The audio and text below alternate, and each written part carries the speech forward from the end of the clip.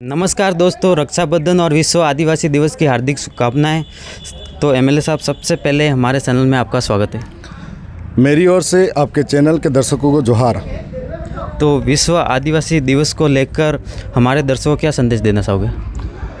आज सबसे पहले यूएनओ द्वारा घोषित विश्व आदिवासी दिवस पर क्षेत्रवासी को, प्रदेशवासी को मैं इस अवसर पर सबको बधाई, शुभकामना देता हूं।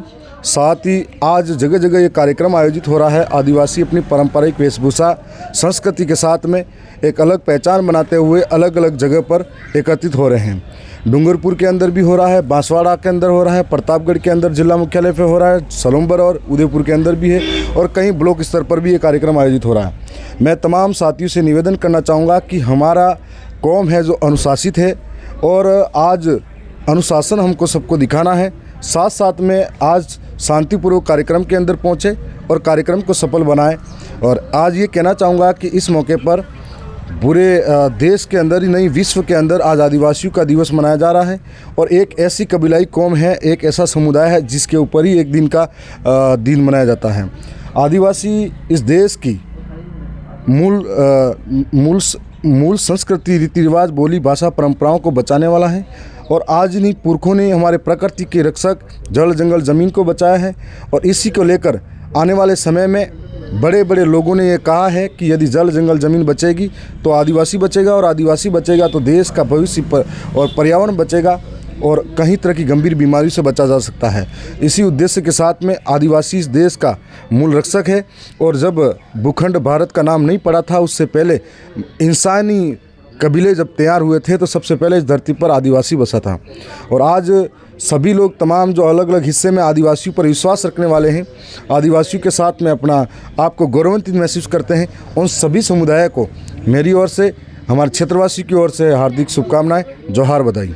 तो सर, आज जो अपने राजस्थान के मुख्यमंत्री है वो डूंगरपुर के सागवाड़ा में पहुंचने वाले हैं विश्व आदिवासी दिवस मनाने के लिए। माननीय मुख्यमंत्री जी आज हमारे भील प्रदेश के अंदर, सागवाड़ा के अंदर आ रहे हैं। मैं दिल की गहराई से उनका धन्यवाद, जोहार करता हूं। लेकिन एक सवाल ये मन में आता है कि पिछले साल भी जब आदिवासी दिवस था तो माननीय मुख्यमंत्री जी का एक ट्वीट आता है, बधाई संदेश आता है। ऐसी क्या मजबूरी रही थी जो आधे घंटे के अंदर ही उनके फेसबुक और ट्विटर अकाउंट पर वो आदिवासी दिवस के बधाई संदेश हट जाता है। और इस बार आ रहे हैं। कई लोग ऐसे थे जिन्होंने पहले आदिवासी शब्द का विरोध किया, हमको वनवासी कहा।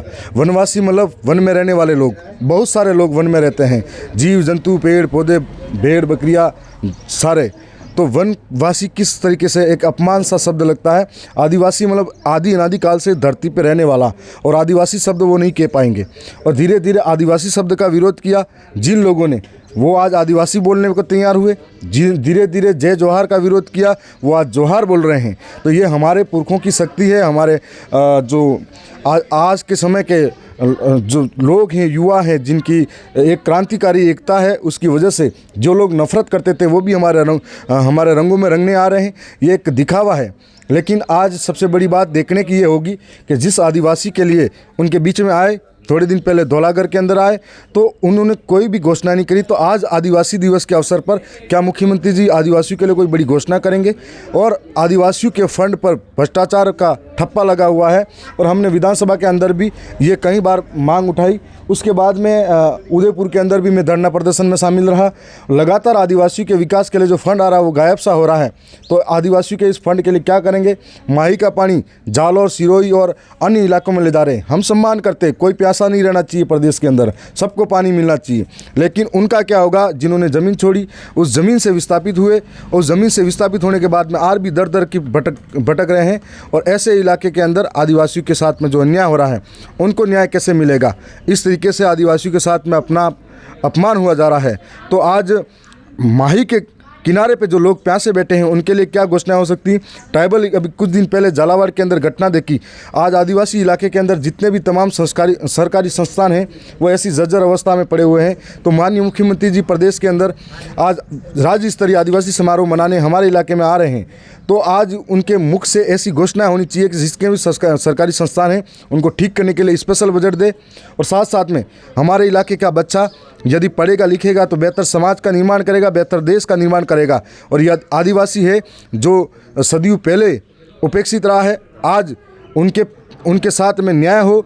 आज यहाँ पर टीएसपी इलाके के अंदर शिक्षकों की बेहतर कमी है। आप सुनियोजित तरीके से किस तरीके से शिक्षक दे सकते हो।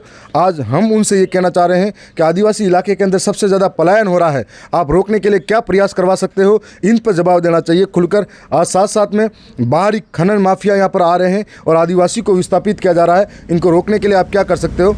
तो माननीय मुख्यमंत्री जी से हम सब उम्मीद करते हैं, इस प्रदेश के तमाम आदिवासी उम्मीद करते हैं कि आज क्या तोहफा हम सबको देने वाले हो, या फिर आज क्या मजबूरी रही कि पिछले साल आपने ट्वीट हटाया और इस बार यहाँ कार्यक्रम मनाने आए।